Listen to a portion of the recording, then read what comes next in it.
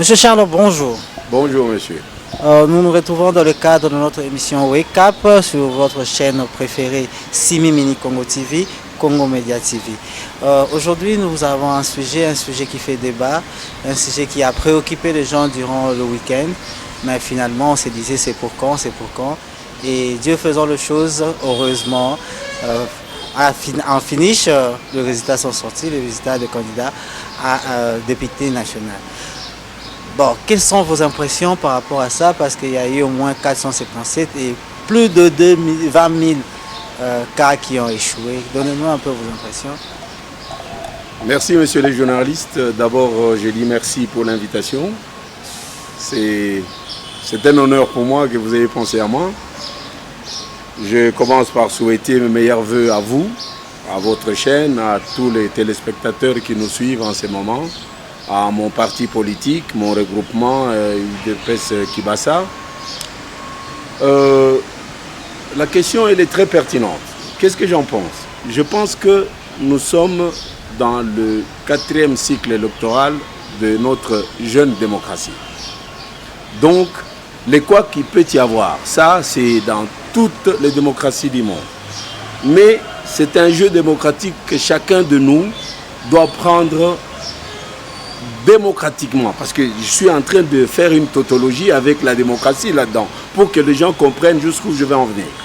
Je veux dire que quand on va aux élections, il n'y a que 2 solutions. Ce n'est pas comme au foot où il y a une 3e solution, où il peut y avoir un match nul. Non. Quand on va aux élections, soit on gagne, soit on perd. Si on gagne, on est content évidemment. Si on perd, quand on est démocrate, on se prépare pour les prochaines échéances. Et donc par là, vous voulez dire que le président de la CENI, M. Kadima, a très bien fait son travail? Ah, évidemment. Déjà, il faut comprendre que dans notre pays, c'est la première fois qu'on fait 4 fois les échéances des élections présidentielles, nationales, de députés provinciaux et communales. Ça n'a jamais été chez nous. C'est dit que c'est vraiment chaotique parce qu'il y a eu des triches, il y a eu des fraudes et tout ça. Oui, d'accord. J'ai dit que justement, quand ça dépend de quel côté de la barre on se trouve. Quand on est du côté de ceux qui ont perdu, les élections ne sont pas bonnes. Mais quand on est du côté de ceux qui ont gagné... Ils ont gagné avec des machines à voter, il paraît. Oui, mais on ne peut pas gagner sa machine à voter puisqu'on vote avec les machines. À la maison, ils ont eu des machines à la maison, on a vu des vidéos. Mais oui, mais vous savez, il y a encore beaucoup à dire là-dessus. Parce que nous avons les machines qu'on a recueillies de l'ancien cycle électoral que personne n'a jamais vu où ces machines-là sont parties. Et les machines qui sont arrivées aujourd'hui. Tous ceux qui nous disent que les machines d'aujourd'hui, c'est avec ça qu'on a triché. Or, je vais essayer d'être un peu court, mais éducatif. Quand quelqu'un dit qu'on a volé la machine, or la machine, pour la mettre en marche, il faut l'empreinte de quelqu'un. Et l'empreinte de la personne doit être programmée sur la machine par la CENI. Donc c'est la CENI qui a envoyé les machines chez les gens. Donc c'est ça, non? Ça n'est pas vrai. Si c'était vrai, la CENI n'aurait pas découvert qu'on a triché. Si on a découvert qu'on a triché, c'est qu'on avait mis de garde-fous pour que les gens qui allaient tricher se fassent démasquer. Et bientôt, là, on va proclamer le provincial. Que comptez-vous voir comme spectacle? D'abord, je suis candidat. Ça veut dire que mon souhait le plus ardent, c'est que je réussisse. Dans l'hypothèse du contraire. Bon joueur, je vais féliciter les gagnants. Vous n'allez pas parler de triche ou bien de nomination? Mais non, mais écoutez, je suis de la mouvance présidentielle.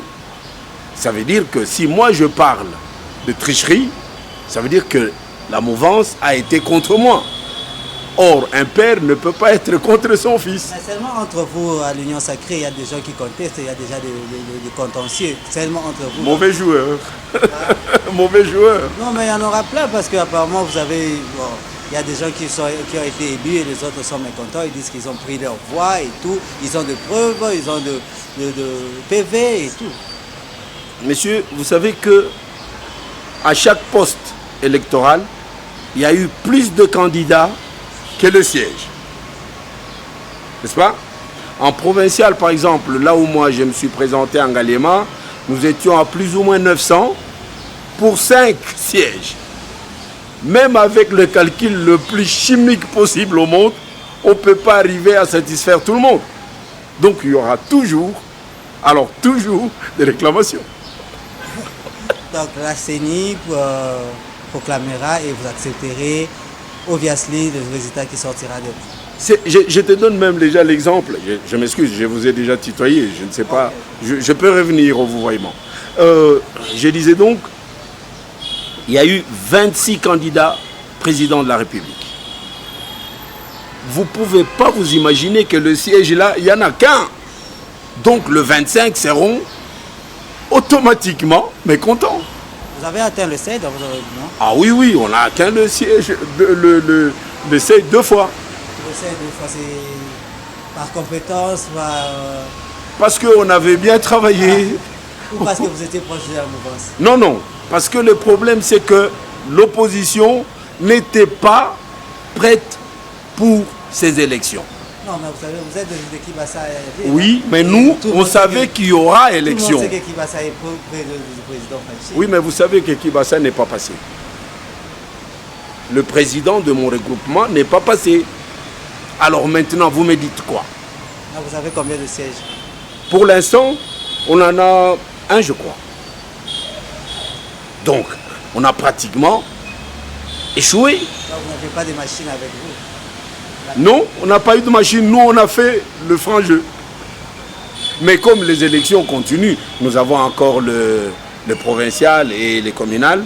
Nous espérons pouvoir faire peut-être fi de ces côtés-là. Et malgré que le président lui-même n'est pas passé, vous acceptez quand même le résultat sortant proclamé par le président Kabila. Vous n'allez pas à la justice? Non, je vous dis qu'on est bons joueurs, nous.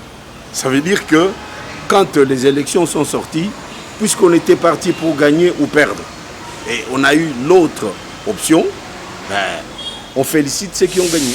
Ça, ce sont vos propos ou ça engage le président? C'est le mot pour l'instant, ça m'engage moins. Et que dit le groupement à propos de l'échec presque?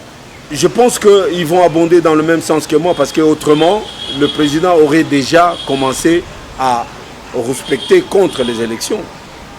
Et jusque-là, il est calme? Il est calme. La présidente de mon parti politique m'a dit que pour elle, c'est un jeu démocratique et qu'elle attendait les jours meilleurs. Et vous vous apprêtez déjà pour 2028? Ah oui, mais ça c'était déjà le premier jour où on a programmé. Nous on s'est dit que bon, puisqu'on a vu l'évolution des résultats, on doit déjà être en ordre de bataille pour la suite. Ok.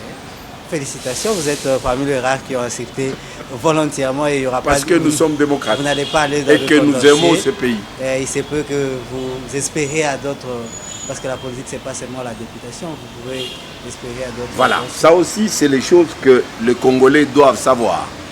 Ce n'est pas possible que tout le monde pense que pour être un bon Congolais et travailler pour son pays, il faut forcément être président, député, ministre. Non. Moi je peux donner cours dans une école primaire, je forme le cadre de demain. Donc je contribue à l'évolution de mon pays. Pour ça, vous n'allez pas être dans un parti politique alors. Mais non, mais je vous ai dit que moi je suis si vous êtes dans le parti politique, vous envisagez d'être un cadre élevé. Oui, comme moi je suis dans la politique, j'ai cette vision-là. Mais tous les autres Congolais, nous sommes 120 millions presque. Nous n'allons pas tous être dans la politique. Mais nous pouvons chacun dans son domaine, dans son secteur, travailler pour l'avancement de ces beaux pays.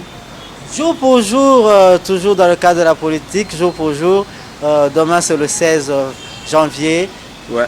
Et nous allons commémorer la mort de celui qu'on appelait Mouzé Laurent Désiré Kabila. Et dites-nous un peu, avez-vous une réflexion, une histoire, une anecdote à raconter par rapport à ce vaillant soldat qui est mort en bataille?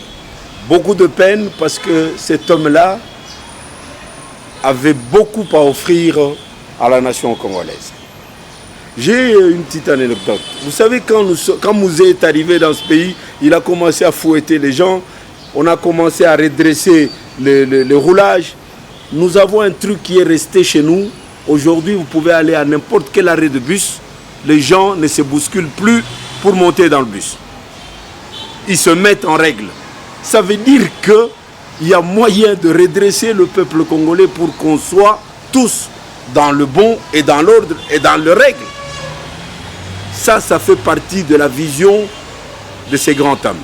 Le SN que le président utilise aujourd'hui, donc les services nationaux, ce sont les reliques de Mouzé. Donc vous vous imaginez que si cet homme-là était resté beaucoup plus longtemps que la période qu'il a eue, on aurait eu quoi comme évolution? Beaucoup mieux peut-être. Vous avez gardé des bons souvenirs aussi. Non, je garde un petit regret que ça a été trop court. Ok, mais comment faire pour rattraper ça? C'est pour ça qu'on a donné le deuxième mandat au boss. C'est pour que lui maintenant, vu ce qu'il avait déjà commencé, qu'on le laisse finir. Quand vous êtes au pays, vous aurez le temps d'aller à son mausolée demain? Ça c'est sûr. Parce que vous avez pleuré le jour qu'il est passé. Si. Je suis même déjà invité, j'ai mon invitation. Mais quand il est parti, il vous a laissé son fils, non? Oui, mais vous savez, la vie politique, elle est compliquée. On dit toujours que le fils doit faire mieux que le père. Donc, en faisant mieux, on peut s'orienter à gauche ou à droite. Monsieur Kabila a fait comme il a pu. Vous avez l'impression qu'il n'a pas suivi la voie que son père a... Non, il a fait comme il a pu. Il a fait peut-être beaucoup de choses comme son père, peut-être moins, mais c'était sa période. Nous, maintenant, nous sommes en train de parler de la période actuelle. La période actuelle, c'est qu'on a donné 5 ans en plus pour que ça change. Un mot à la famille de M. Laurent Désiré Kabila.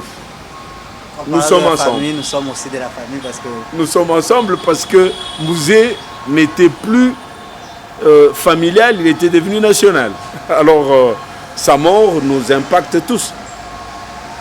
Donc, je dis, recueillons-nous pour cet homme grand qu'il était. Ouais. On a même mis le jour de sa mort férié. Ouais. Je ne suis pas contre, je trouve que c'est tout à fait normal parce que cet homme-là, il a dit, il a prédit qu'il était prêt à mourir pour ce pays et il l'a fait. Il n'y en a pas beaucoup, hein. Il n'y en a que 2 jusqu'à maintenant. Il y a eu Lumumba et lui.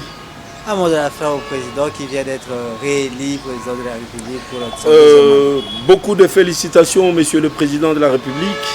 Si vous suivez cette vidéo, vous me connaissez en privé. Je vous souhaite le meilleur pour la suite et que la seule chose que je voudrais, tout respect garder, c'est vous demander de remettre le pays dans le droit, c'est-à-dire dans la justice, la vraie. Les gens qui sont autour de vous, qui travaillent, il faut les garder. Ceux qui ne travaillent pas, il faut les mettre dehors. Merci beaucoup, M. Charles Kayembe. À la prochaine. À la prochaine. Merci beaucoup.